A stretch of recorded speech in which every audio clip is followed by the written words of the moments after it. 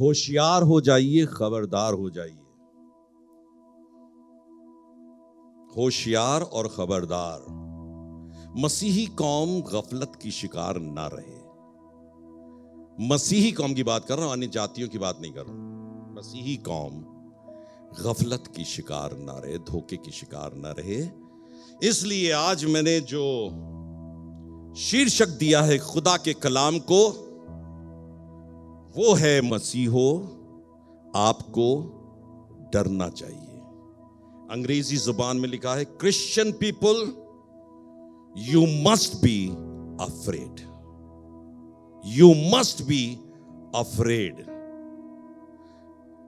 हम लोग जितनी बातें अभी तक समझते आए हैं, जो मैंने समझा अभी तक, वो बहुत जिस्मानी एतबार से आनंद देने वाली है, बहुत आनंद। और वही नगमे हैं, हमारे सारे गीत ही वही हैं, आनंद आनंद आनंद। हाँ, आनंद है, वेरी गुड। लेकिन खुदा बाप, पवित्र परमेश्वर, राजाओं का राजा और प्रभुओं का प्रभु, वो क्या सोच रहा है हमारे बारे में? हमने तो कुछ नहीं किया और कुछ नहीं करने के बाद दावा करते हैं यीशु को खुश कर लिया, यीशु को खुश कर लिया। किया कुछ नहीं, लेकिन यीशु ने सब कुछ किया। वो कहता है कि मैं और क्या कर सकता था, और हमको उसकी कुर्बानी नजर नहीं आती। उसकी हम कदर भी नहीं करते, उसकी बेहुर्मती करते हैं, उसका तमाशा बनाते हैं। कैसे? अपने कार्यों के द्वारा, अपनी अनाज्ञाकारिता के द्वारा, उसको नजरअंदाज करके। यहां तो हम सब बैठे बैठे अपने ख्याली पुलाव बनाकर आसमान की बादशाहत के शरीक हो जाते हैं। मेरे शब्दों पर गौर कीजिएगा। ख्याली पुलाव बनाकर आसमान की बादशाहत में शरीक होने के ख्वाब देखते हैं। ऐसा है नहीं, ऐसा है नहीं। धोखे में मत रहिए। मसीहो आपको डरना चाहिए, मसीहो आपको डरना चाहिए। एक आयत निकालिए, मत्ती रचित सुसमाचार 8वां अध्याय और 16वां पद। पादी साहब पढ़िए। जब संध्या हुई तब वे उसके पास बहुत से लोगों को लाए जिनमें दुष्टात्माएं थीं, और उसने उन आत्माओं को अपने वचन से निकाल दिया। हाँ, और सब बीमारों को चंगा किया। सब दुष्ट आत्माओं को निकाल दिया और सब बीमारों को चंगा किया। जब संध्या हुई, जब दिन का आखिर हुआ, शाम आई, मैंने शुरू किया इस बात से कि हम अंधी दौड़ने से अपने आप को बचा सकते हैं। अंधी दौड़ मत दौड़िए, दावे के साथ दौड़िए, ठोक के दौड़िए। क्योंकि खुदावंद यीशु मसीह हमारा सच्चा खुदा हमको अंधी राहों पे तो नहीं ले जा रहा ना। हमें मालूम ही नहीं, जिंदा कलाम लेने के बाद हमें कुछ मालूम ही नहीं जा कहां रहे हो। अगर कलीसिया खुदा के कलाम पर गौर करेगी और शब्दों पे गौर करेगी, बातों पे गौर करेगी, तो आप हकीकत में परमेश्वरी राज में दाखिल हो जाओ। क्या लिखा? जब संध्या हुई तब वे उसके पास बहुत से लोगों को लाए जिनमें दुष्ट आत्माएं थीं, और उसने उन आत्माओं को अपने वचन से निकाल दिया। यीशु मसीह मौजूद है और लिख रहा है उसने कितनी आत्माओं को, जितने लोग उसके पास आए थे, लाए गए थे और दुष्ट आत्मा से ग्रसित थे, उन सब की जिंदगी में से दुष्ट आत्माओं को निकाल दिया। सबकी जिंदगी में से। मतलब जहां पर यीशु मौजूद है वहां दुष्ट आत्मा नहीं रह सकती, नहीं रह सकती। और हम दावा करते हैं यीशु मसीह हमारे अंदर है, तो दुष्ट आत्मा क्यों है? दुष्ट आत्मा वाले सोचें वो कहां जा रहे हैं भाई? क्लियर कट है। अगर दुष्ट आत्मा किसी के अंदर है, आप यहीं बैठकर क्या कहोगे? जन्नत जा रहा है ये, हैं? बताइए, जन्नत जा रहा है।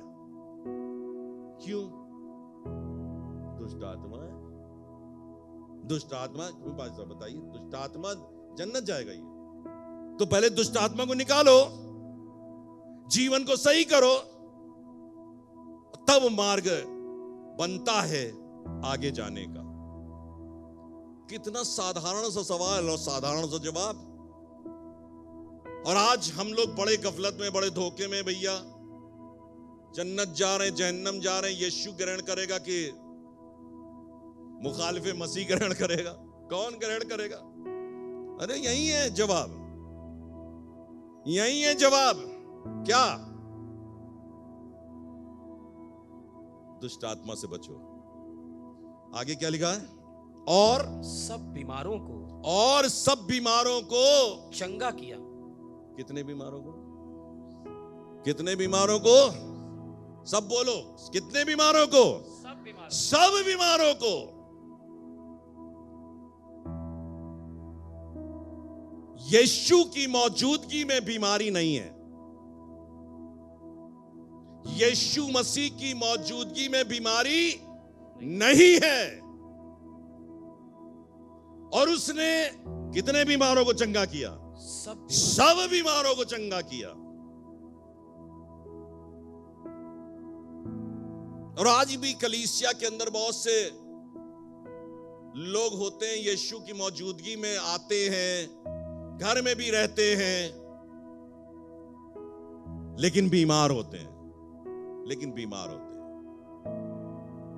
इसका कारण खुदावंद यीशु मसीह नहीं है। समझ में आ रही ना मेरी बात? इसका कारण खुदावंद यीशु मसीह नहीं है।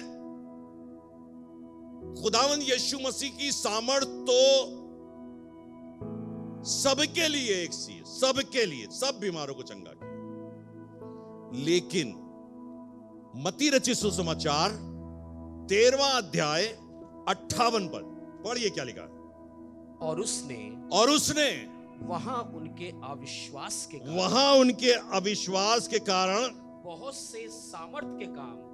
से सामर्थ के काम नहीं किए। कहां पर? नासरत में, जहां यीशु मसीह पला भला बढ़ा। उनके अविश्वास के कारण, मैंने लिखा है, many were not healed at Nazareth, not because of their unbelief,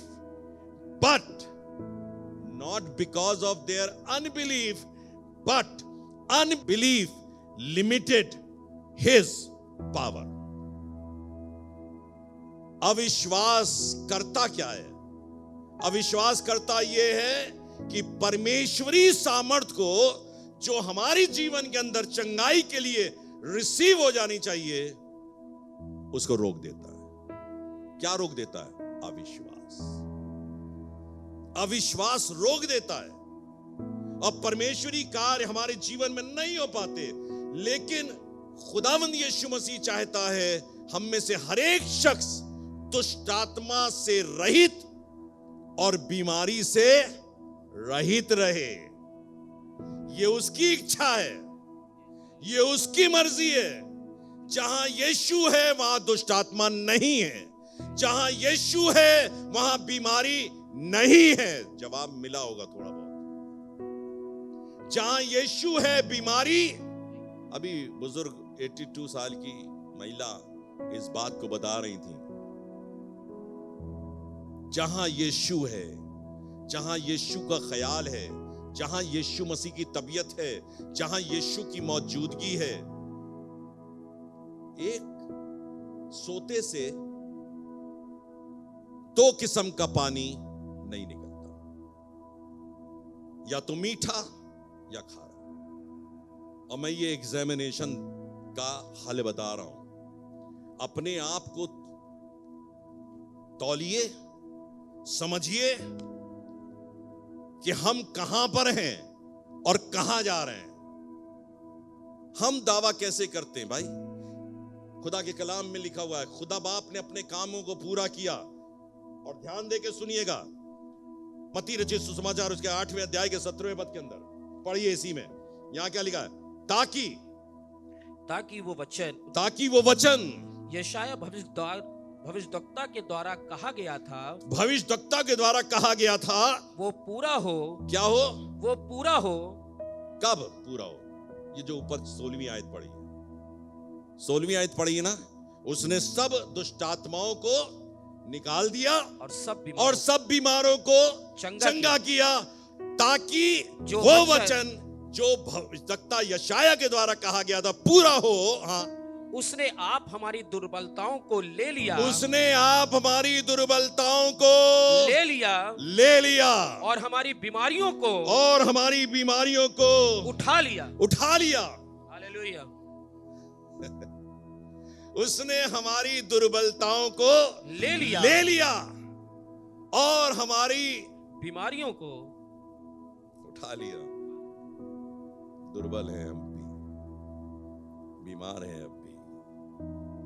चक्कर क्या है? ये जवाब है हम कहां जा रहे हैं।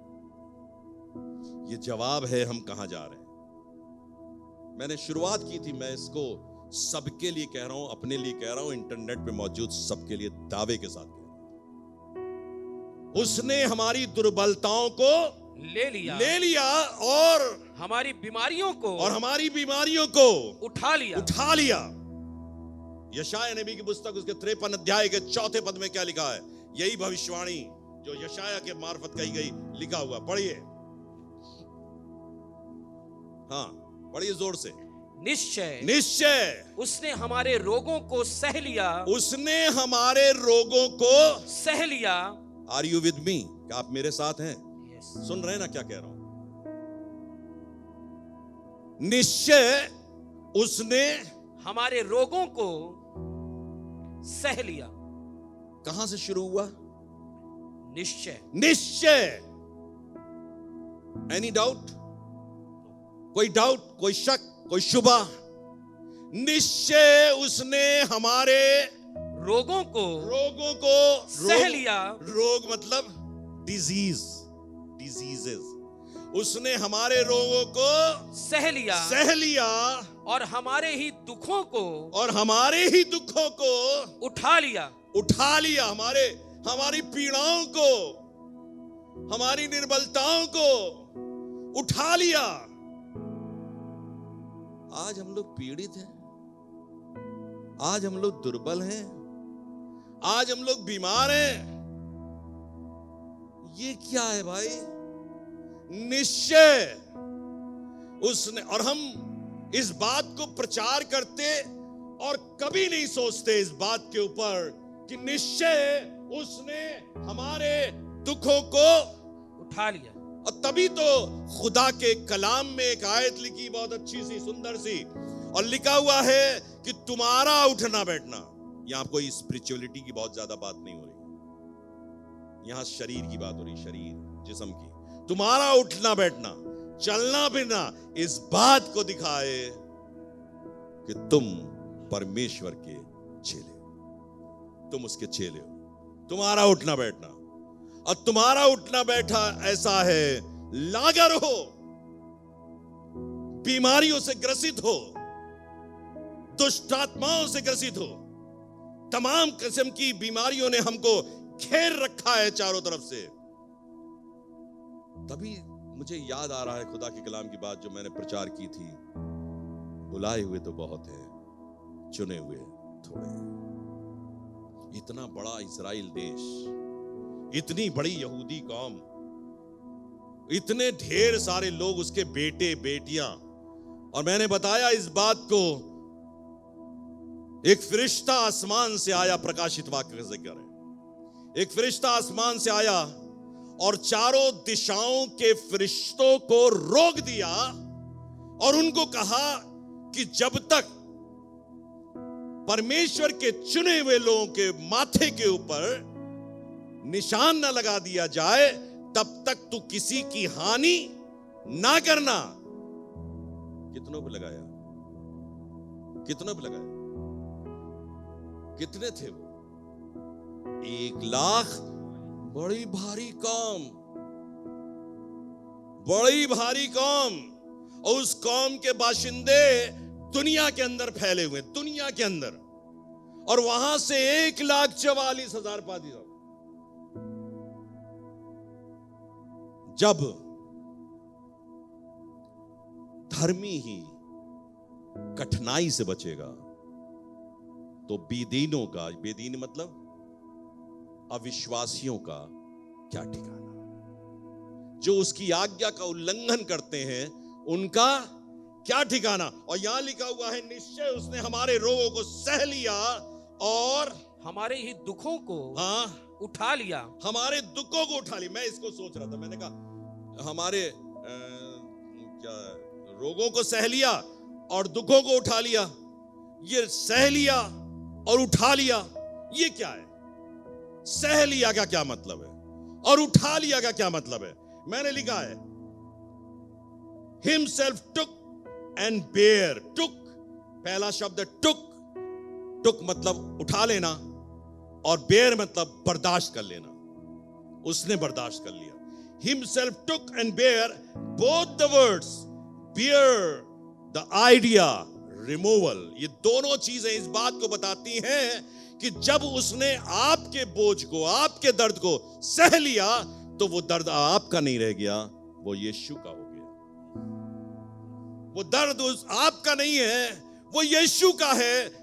और जब यीशु ने ले लिया तो आप क्या हुए? आजाद।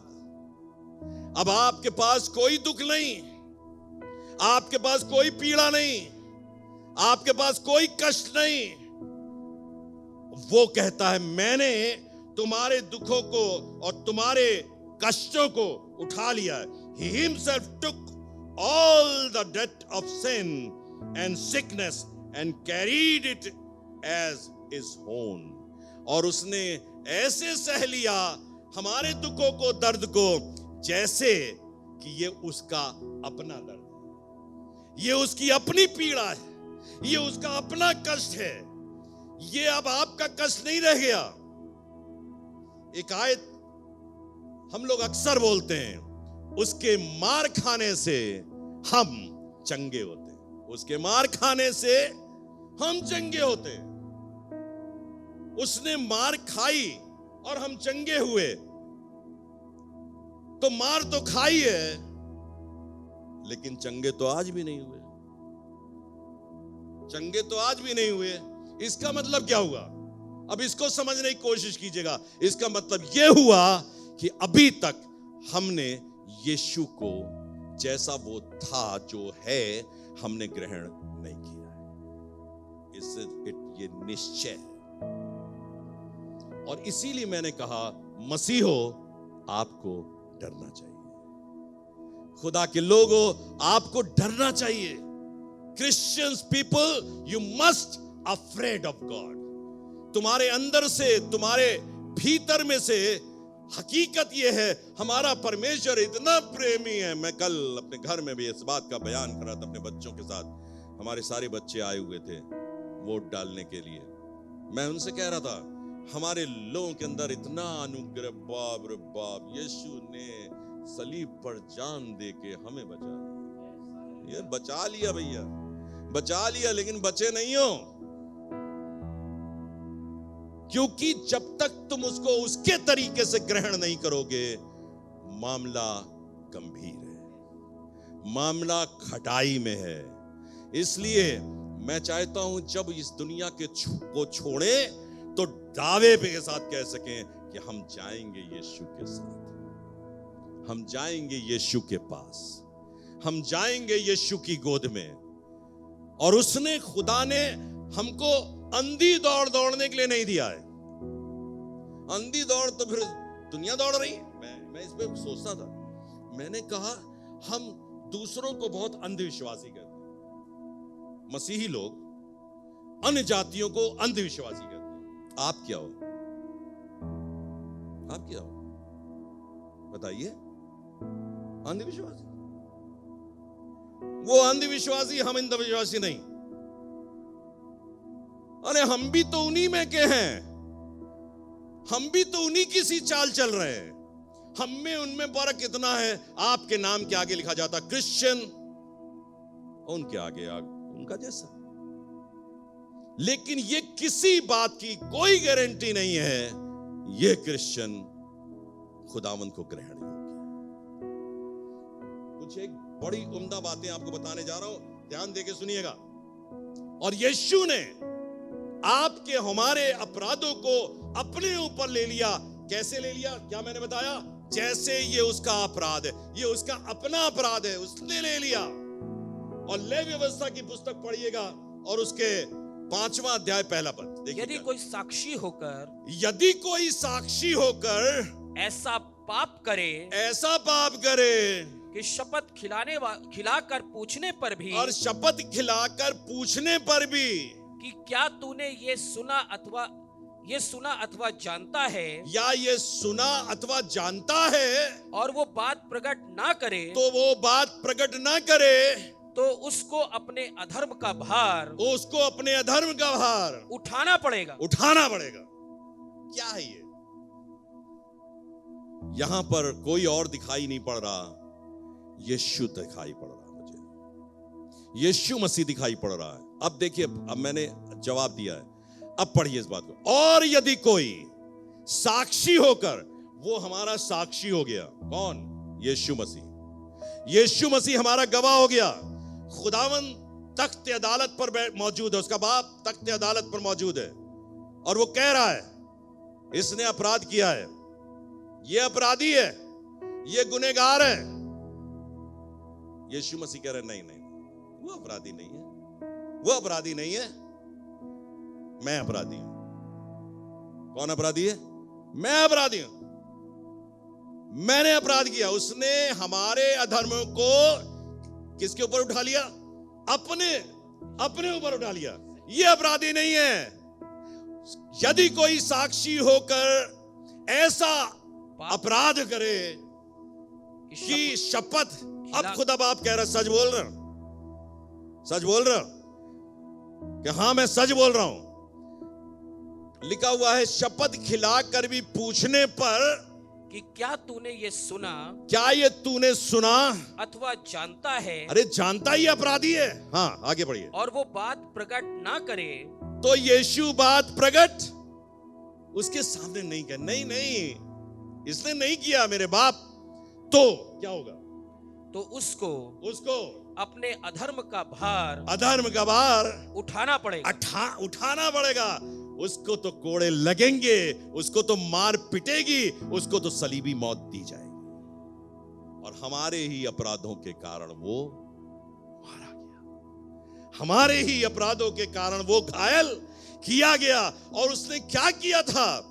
जो सजा हमको और आपको मिलनी चाहिए थी, वो सजा उसने अपने ऊपर उठा ली। और लिखा है खुदा के कलाम में, उसके कोड़े खाने से हम चंगे होते, उसके कोड़े खाने से। उसने, आप सोचिए, आप अपने परमेश्वर के प्रेम की बात करते हो ना, हाँ वो प्रेमी है। उसके अनुग्रह की बात करते हो, हाँ वो अनुग्रहकारी है। उसके दया की बात करते हो, हाँ वो दया शक्तिवंत परमेश्वर है, लेकिन तब हमको और ज्यादा डरने की जरूरत है, और ज्यादा खौफजदा होने की जरूरत है। खुदा बाप, तूने मेरे अधर्म के बोझ को अपने, ये दर हकीकत कोड़े हमको और आपको लगने चाहिए थे, जो कोड़े उसने अपने ऊपर लिए। और जब खुदा के बेटे, खुदा सब जानता है, God knows each and everything. बेटा, तुम बचा रहे हो ईजे सिंह को, तुम बचा रहे हो, देखो सजा तुमको मिल जाएगी, तुमको तकलीफ होगी, मैं छोड़ूंगा नहीं, क्योंकि गुनाह की मजदूरी तो मौत है, गुनाह की मजदूरी तो मौत है, और हमारे गुनाह खुदा ने अपने ऊपर ले लिए। निश्चय उसने हमारे रोगों को सह लिया और हमारे बोझ को उठा दिया, उसने ले लिया भाई। और ये आज जवाब है हमारी उस बात का, अंधे होके मत दौड़ो, अल्प विश्वासी होके मत दौड़ो, आंखें खोल कर दौड़ो। अभी मैं प्रमाणित करने जा रहा हूं, ये सब चीजें प्रमाणित करूं। लिखा है, मैंने लिखा है, पहली बात, He did not bear them merely to enter into the fellowship of our suffering, but to deliver us from them. उसने जो कोड़े सहे, उसने जो हमारे बोझ को उठाया, ये इसलिए नहीं उठाया, आओ हम दोनों एक दूसरे के साथी बन जाए। आप कहते नहीं, शराबी शराबी का साथी बन जाता है, जुआनी जुआनी का साथी बन जाता है। खुदावन यीशु मसीह ने हमारे कोड़े जो हमको पड़ने चाहिए, हमारी बीमारियां, हमारी दुष्ट आत्मा सब हटा दी, दूर करी, अपने ऊपर ले ली। किस लिए? आओ हम दोनों साथ साथ खेलेंगे। आज के दिनों के अंदर जो बीमारी और जो तमाम खराबियों को लिए हम जी रहे हैं, क्या इसलिए क्या आओ पादरी ईजे सिंह बहुत बीमार है, आओ हम साथ साथ रहेंगे, यीशु भी रहेगा और हम भी, बीमारी भी रहेगी, दुष्ट आत्मा भी रहेगी, आओ दोनों मौज करें। ऐसे क्या इसलिए यीशु मसीह ने कोड़े सहे थे? क्या इसलिए यीशु मसीह ने सर पर कांटों का ताज रखवाया था? क्या इसलिए उसने अपने मुंह पर थप्पड़ खाए थे? क्या इसलिए उसका बरमला तमाशा बनाया गया था कि आओ अब बेटा पूरा तो नहीं कर पाएंगे, ये बड़ी बीमारी बता दी तुमने, कैंसर बता दी, कैंसर कैसे ठीक करें? ये बताओ, तुमने इतनी बड़ी स्पॉन्डिलाइटिस बता दी, ये अर्थराइटिस बता दी, ये फलानी चीज, ये ठिकानी चीज, ये एड्स बता दिया, ये वाली चीज के तो लिए हमको साथ साथ रहना पड़ेगा। तुम भी रहो, हम भी रहेंगे, दोनों साथ साथ रहेंगे और दोनों ताली बजाएंगे। मैंने लिखा है, फिर से बोलूं, He did not bear them merely to enter into the fellowship of our suffering. हमारी दुखों के साथ यीशु भी बैठा रहे, है ना? ऐसा है ना? हो तो यही रहा ना, हो तो यही रहा है, और हम दावा तो यही कर रहे हैं, यीशु हमारे साथ है। But to deliver us from them. फिर आगे दूसरा पॉइंट लिखा मैंने, It would be useless. ये बेकार हो जाता, it would be useless for him to bear them instead if he still left us to bear them. ये बिल्कुल बेकार की बात हो जाती, उसको उसने बर्दाश्त कर लिया और हमको फिर भी छोड़ दिया। झेले रहो बेटा, झेले रहो, इसी कष्टों को झेले रहो। तो उसका मार खाना क्या था? उसको तकलीफों का सहना क्या था? उसको कांटों का ताज रखना क्या था? जब हम यीशु को अंगीकार कर लेते हैं तो यीशु अपना पुत्र बना लेता है, अपना बच्चा बना लेता है, अपना बेटा बना लेता है। वो बेटा जो अपना सब कुछ खो बैठा था, नंगाई थी उसके जिंदगी के अंदर, जब बाप के पास लौट कर आता है, बाप क्या कहता है? इसको अच्छे से अच्छा वस्त्र पहनाओ, मेरा बेटा है, इसके उंगली में अंगूठी पहनाओ, इसको बेहतरीन तरीके से रखो, मेरे घर में रहेगा, ये मेरे घर में रहेगा, और पला हुआ बछड़ा काटो, आज जश्न का मौका है। मैं आपसे कहना चाहता हूं, खुदा बाप हमारे साथ बीमारियों में सहभागिता नहीं रखना चाहता, और इस बात से वो खुश नहीं होता, और ये बात बिल्कुल बेकार साबित होगी कि उसने आज से 2022 साल पहले हमारे लिए प्राणों को दिया। बिल्कुल इस तरीके से ले लीजिए, जब उसके मार खाने से हम चंगे होते हैं, ये बात हमें समझ में नहीं आती, नहीं क्योंकि हम चंगे नहीं हैं, ये बात हमें समझ में नहीं आती, तो फिर उसके मर जाने से हमको जीवन कैसे मिलेगा? तो उसके मर जाने से हमें जीवन कैसे मिलेगा भाई? जीवन भी नहीं मिलेगा, वही गफलत, वही धोखा, वही धोखा।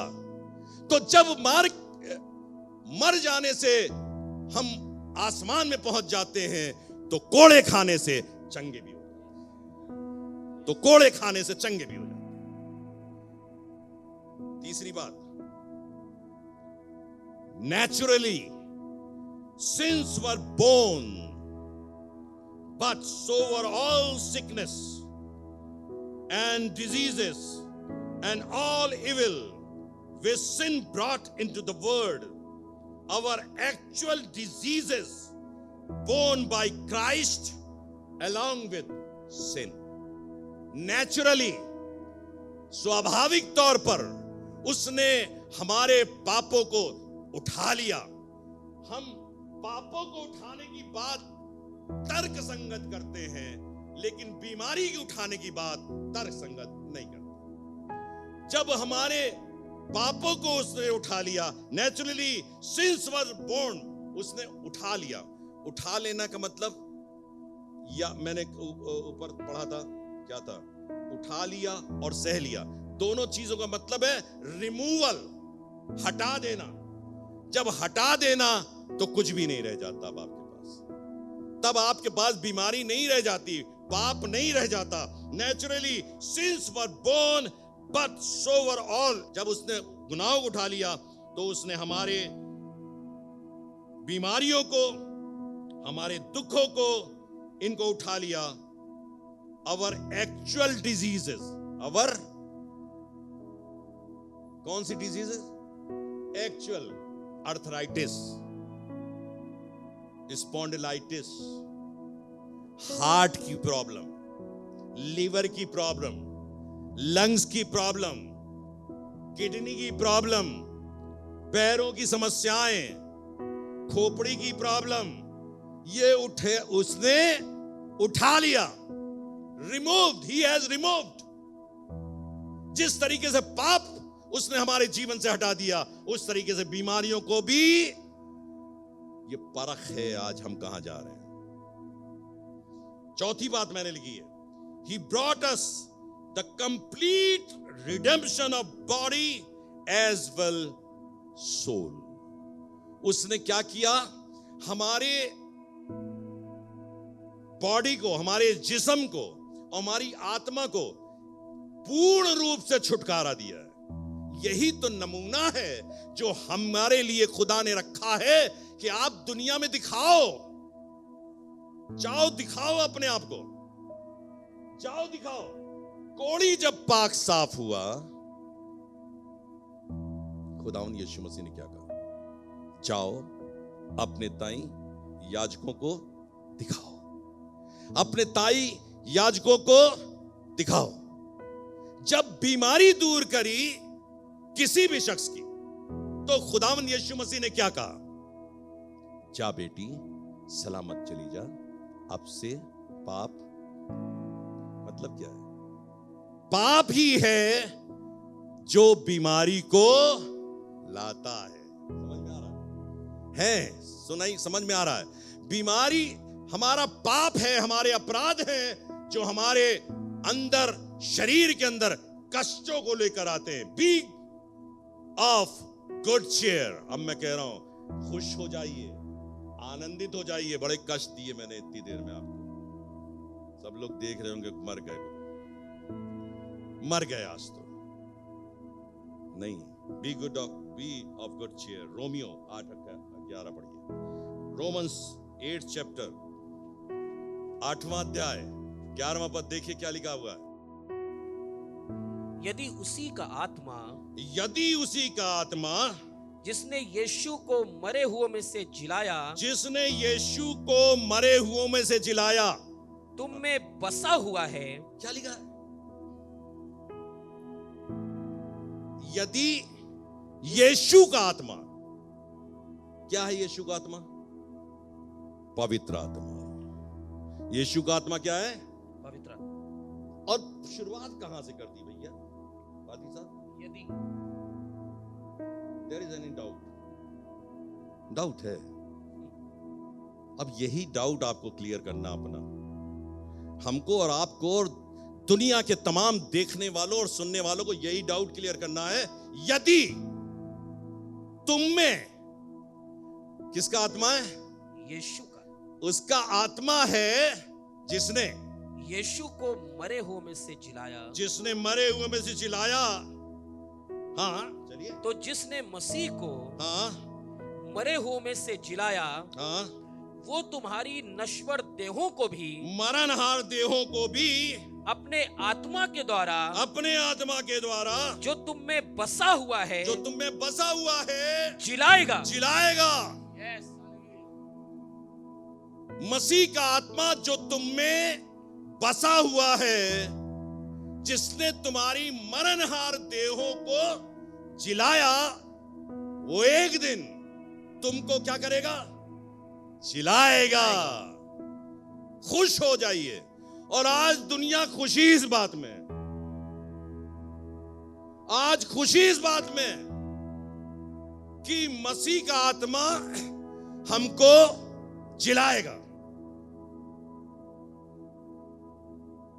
शुरू भूल गए, प्रारंभ भूल गए।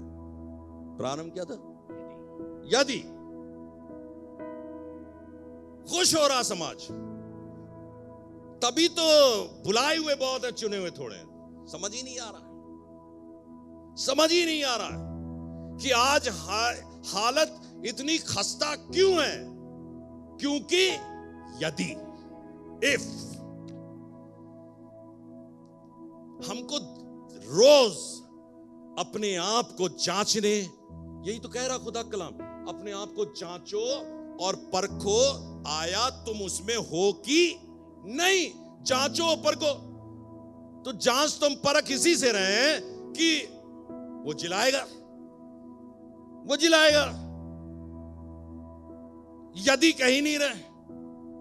यदि मैं तो जब बाइबल पढ़ता हूं, कलाम पढ़ता हूं, तो कहता हूं खुदा बाप गलती बताओ, मेरे अपराध बताओ, मेरी चीजों को बताओ कि मैं कहां से सुधार करना प्रारंभ करूं, कैसे अपने आप को दुरुस्त करूं। तो खुदा ने कहा यदि तकलीफ है, यदि मैंने तो मार खा ली भैया, मैंने कोड़े सह लिए, मैंने अपने मुंह पे तमाचे मरवा लिए, लेकिन अब तुम बताओ, तुम मुझको अपने शरीर में, अपनी आत्मा में ग्रहण कर रहे हो कि नहीं कर रहे? करा भी है कि नहीं करा? यदि कभी कभी हम लोग बेगानी शादी में अब्दुल्ला दीवाना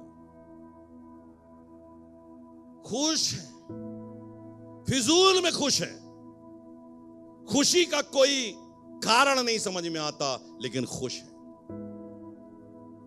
अब आपको आगे ले चल रहा हूं जल्दी से। If God deals with sin now, He also deals with diseases as clearly revealed in the whole truth. अगर परमेश्वर आज हमारे अपराधों के साथ व्यवहार करना जानता है, तो वही खुदा हमारी बीमारियों के साथ भी व्यवहार करना जानता है। कैसे? उसके कोड़े खाने से हम चंगे होते हैं, उसके कोड़े खाने से हम चंगे होते हैं। खुदा से कहिए, खुदा बाप हमको तेरी आत्मा की सख्त जरूरत है, हम गफलत में नहीं रहना चाहते, हम धोखे में नहीं रहना चाहते। हमको पता चलना चाहिए कि हम सही रास्ते पे जा रहे हैं। I am going on the right path, मैं सही रास्ते पे जा रहा हूं। यशायाह नबी की पुस्तक 61 अध्याय 1 पद, book of Isaiah 61st chapter and 1st verse. अब देखिए, प्रभु यहोवा का आत्मा क्या बात है। हाँ, प्रभु यहोवा का आत्मा मुझ पर है, मुझ पर है, क्योंकि ये यीशु मसीह के लिए कहा गया। प्रभु यहोवा का आत्मा मुझ पर है। हाँ, क्योंकि यहोवा ने सुसमाचार सुनाने के लिए, ध्यान देकर सुनिएगा, सुसमाचार सुनाने के लिए मेरा अभिषेक किया, मेरा अभिषेक किया है। यीशु मसीह का अभिषेक हुआ। हाँ, आगे चलिए। और मुझे इसलिए भेजा है, और मुझे इसलिए भेजा है कि खेदित मन के लोगों को, खेदित मन के लोगों को, शांति जो दूं। दुखित हो। खेदित मतलब दुखी, दुखी है ना हम लोग। कोई बात है जो दुख दे रही तुमको, और यीशु मसीह के लिए लिखा हुआ है। क्या लिखा पाजी साहब, पढ़िए।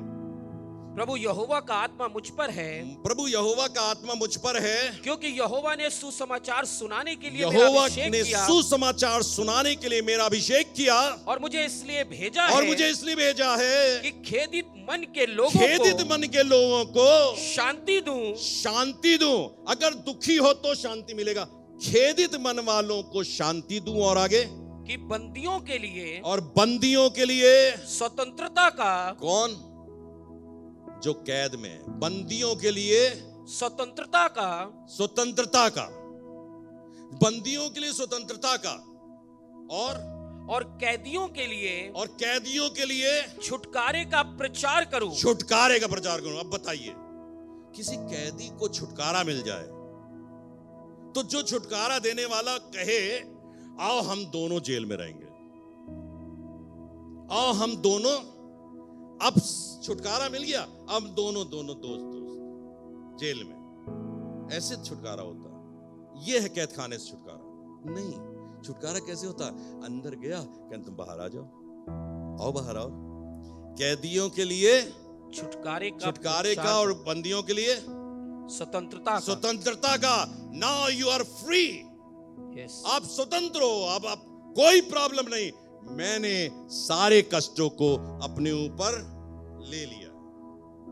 अब आखिरी में ले चल रहा हूं आपको, 2 बातें बताऊंगा और इसमें सब कुछ आ जाएगा।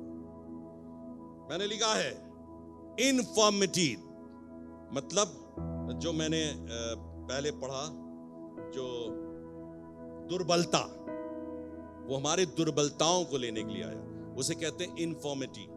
इनफॉर्मिटी मीन्स फीबलनेस, मतलब कमजोरी। इनफॉर्मिटी का मतलब क्या होता है? कमजोरी, क्षीणता। चाहे वो आपकी आत्मा की हो और चाहे आपकी शरीर की हो, दोनों कमजोर हो जाते हैं। हमारी आत्मा भी कमजोर पड़ती है और हमारी शरीर भी। कई बार नहीं होता, हम टूटे जा रहे हैं, हम बिखरे जा रहे हैं, हम खड़े नहीं हो पा रहे हैं। ये शरीर है, और जो आत्मा में कुछ मन नहीं कर रहा, बैठ जान दो, कुछ बात नहीं करो, ये हमारी आत्मा टूट गई। तो लिखा infirmity means feebleness of mind and body, disease, sickness, weakness, all this Christ bore on the cross. मेरे यीशु ने उन सब चीजों को कहां ले लिया? सलीब पर ले लिया। सारी इन्फॉर्मिटी को, जो हमारे आत्मा की है और जो हमारे शरीर की है, उन सब को उसने अपने सलीब पर ले लिया। फुलफिलिंग आइजाया 53, उसने यशायाह नबी की पुस्तक 53 अध्याय को पूरा किया है। और फिर मैंने लिखा है प्रीस्ट हैड इनफॉर्मिटीज। परमेश्वर के लोग, याजक लोग में दुर्बलताएं होती थी। परमेश्वर के लोगों में, याजकों में दुर्बलताएं होती थी। अब आप कहोगे ये तो बड़ी मजे की बात है, जब सब में दुर्बलताएं होती थी तो मजा ही मजा है। लेकिन आप ले व्यवस्था की पुस्तक, पुराने अहदनामे की पुस्तक पढ़िएगा तो क्या लिखा हुआ खुदा का कलाम, अगर किस में दोष हो, अगर किसी में दोष हो तो वो क्या कार्य नहीं कर सकता, याजकी कार्य नहीं कर सकता। अगर उसको लेके अंदर गया तो वही मर जाएगा, और वो दुर्बलता किसी किस्म की परमेश्वर के समक्ष ग्रहण योग्य नहीं है। लेकिन अभी बता रहा हूं कि प्रीस्ट भी दुर्बलताओं से ग्रसित होते थे और वो ग्रहण योग्य भी होते थे। मैंने बताया कि दुर्बलताएं शरीर में भी होती हैं और दुर्बलताएं आत्मा में भी होती हैं। खुदा ने कलाम में क्या कहा, ले व्यवस्था की पुस्तक जब हम पढ़ते हैं तो क्या कहा, जब भी कोई बलिदान करने के लिए कोई वस्तु लाई जाए तो उसके अंदर देख लेना उसमें कोई ऐब, कैसा वाला ऐब ना हो, कौन सा ऐब ना हो, खुजली ना हो, अंधा ना हो, बहरा ना हो, लंगड़ा ना हो। ये क्या बता रहा है, ये क्या बता रहा है, शरीर की दुर्बलता। ये क्या बता रहा है, शरीर की दुर्बलता। ये नहीं होना चाहिए परमेश्वर के समक्ष आने वाले को। मैंने लिखा है, every infirmity is not a disease. हर एक दुर्बलता बीमारी नहीं है, हर एक दुर्बलता बीमारी नहीं है। For they had to be perfect physically. उनको शारीरिक तौर पर सही होने की आवश्यकता, शारीरिक तौर पर। क्योंकि दुर्बलता तो यह भी है कि हम विश्वास में कमजोर हैं, दुर्बलता तो यह भी है कि हम सताए जाते हैं, दुर्बलता तो यह भी है कि हमको पत्थरवाह भी किया जाता है। ये दुर्बलताएं हैं हमारी। दुर्बलता तो यह भी है कि हम आग में झोंके जाते हैं। दुर्बलता तो यह भी है कि हम कष्ट, हमें थप्पड़ मारे जाते हैं। लेकिन खुदावंद यीशु मसीह कहता है, बेटा अपने शारीरिक दुर्बलताओं को दूर करो और इन दुर्बलताओं को, बाकी दुर्बलताओं को लेकर के तुम मेरी समीक्षा में आओ, मेरी निकटता में आओ। मैं इन सभी चीजों का इलाज करना जानता हूं। All saints have infirmities or weakness of various kinds, but not necessarily sickness and disease.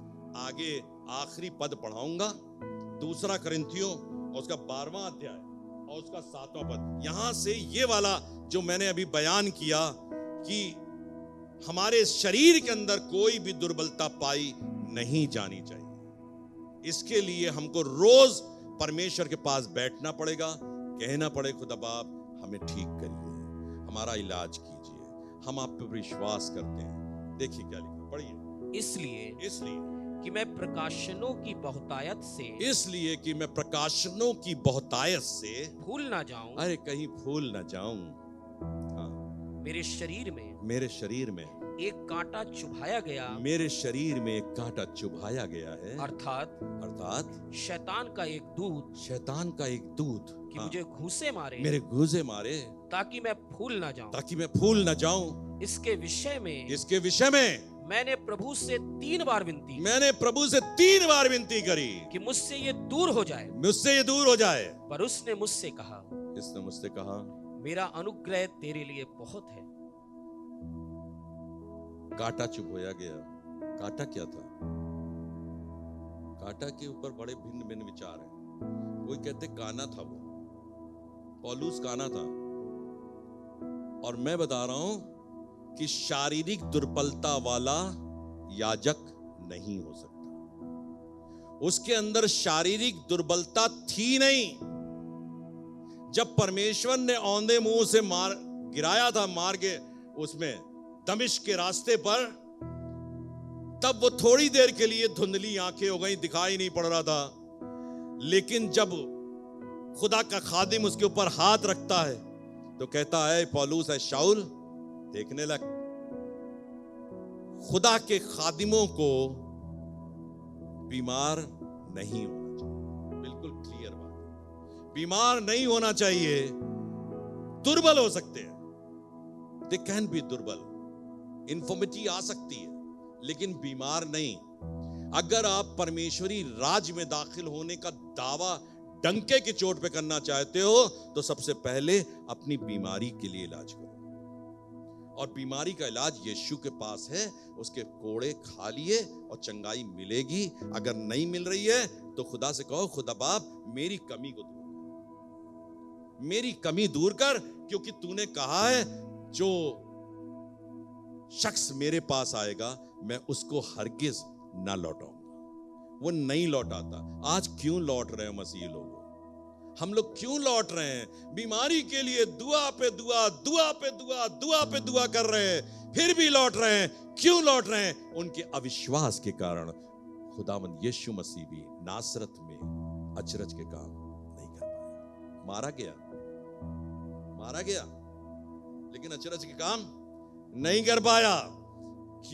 इसलिए आज हमको चेतने की जरूरत है। हम अपने घुटनों पे जाएं और खुदा से, खुदा बाप मुझ पर मेहरबानी कर। लिखा हुआ है हम पत्थरवा तो किए जाते हैं, हम पत्थरवा तो किए जाते हैं, हम मारे जाते हैं। ये पौलुस का वचन है। क्या लिखा पादी साहब? हम मारे तो जाते हैं, लेकिन क्या है? इसको आयत को कंप्लीट करें। लेकिन फिर भी हम शर्मिंदा नहीं होते, लजाते नहीं, उससे हरगिज लजाते नहीं, क्योंकि हमें मालूम है हमारा छुड़ाने वाला जीवित है। वो यीशु जीवित है, आज भी आपके लिए जीवित है, हमारे लिए जीवित है।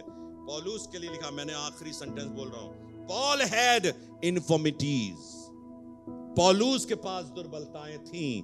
पॉल हैड इन्फॉर्मिटीज और weaknesses in body because of the suffering of, but there is no indication that he had sickness. उसके पास दुर्बलताएं थीं, लेकिन उसके पास कोई इंडिकेशन नहीं है, बाइबल कहीं बयान नहीं करती कि वो बीमार था। He had sickness and diseases that Christ died, अब मैं बता रहा हूं, that Christ died to take from him. खुदावंद यीशु मसीह पौलुस से पहले आया, वो मर गया ताकि उसके सारी बीमारियों को अपने ऊपर उठा ले। His thorn was, उसका कांटा क्या था? His thorn was messenger, that is angel of Satan. क्या था कांटा? शैतान का एक, यही तो लिखा है बाइबल में, एक मेरे शरीर में कांटा चुभोया गया, अर्थात शैतान का एक दूत। Who caused, जिसने क्या कारण किया? Who caused these beatings, stoning, उसको मारा गया, उसको पत्थरवा किया गया, और बहुत सी चीजें। Any weakness in body, soul, spirit, faith, ability, etc. is an infirmity. हमको चाहिए, आज हम खुदा बाप से दुआ करेंगे। लोग आज दुनिया के अंदर सताए जाते हैं, मारे जाते हैं, चिंता करने की उनको बात नहीं है। जो लोग सताए, हम लोग सताए जाने वालों के लिए बहुत दुआ करते हैं, बहुत दुआ करते हैं। वहां सताया जा रहा, वो मारा गया, वो पत्थरवा किया गया, अरे ये तो इन्फॉर्मिटी रहेगी। आप खुदा के कलाम को पढ़ के देखिएगा, पतरस, यूहन्ना, याकूब, अंद्रियास, जितने ये 11 प्रेरित हुए, पौलुस, स्तिफनुस, कहीं लिखा बीमार थे, बीमार हो गए। पतरस को बहुत जोर बुखार आ गया, याकूब को तो कैंसर ही हो गया, कहीं लिखा है। स्तिफनुस को क्या हुआ? कुछ नहीं हुआ भैया, पत्थरवा किए गए। इन्फॉर्मिटी आएगी, पत्थरवा किए जाओगे, लेकिन तुम परमेश्वर की दृष्टि में ग्रहण योग्य होगे। लेकिन बीमारी आएगी तो आनंदित होगे। बुलाए हुए तो बहुत हैं, चुने हुए थोड़े। अपनी बीमारी के लिए खुदा के चरणों पर आइए और कहिए खुदा से, खुदा बाप तेरे मार खाने से हम चंगे होते हैं, तो मैं क्यों नहीं, मैं क्यों नहीं, मैं क्यों नहीं और अगर इस बात का आपको जवाब मिल जाए तो खुदा से कहिएगा माफ कर दीजिए खुदा बाप, मैं नहीं कर पाया। यकीन दिला रहा हूं, 100% गारंटी पे कह रहा हूं इस बात कि आप जब इस काम को करोगे तो खुदावंद का वो कलाम जो यशाया नबी की पुस्तक उसके 53वें अध्याय में लिखा है, और उसके बाद उसने मती रचित सुसमाचार उसके 8वें अध्याय के 17वें पद में लिखा है, वो हमारी और आपकी जिंदगी में पूरा हो जाएगा। उसके मार खाने, हम लोग दावे के तौर पर कहेंगे कि उसके मार खाने से हम चंगे होते हैं।